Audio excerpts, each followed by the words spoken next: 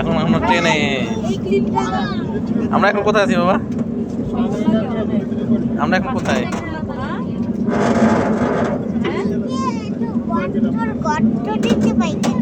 গর্ত দেখতে পাও? দেখো সাবধান।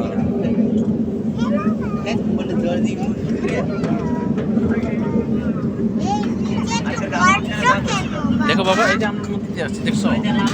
এদিকে দেখো।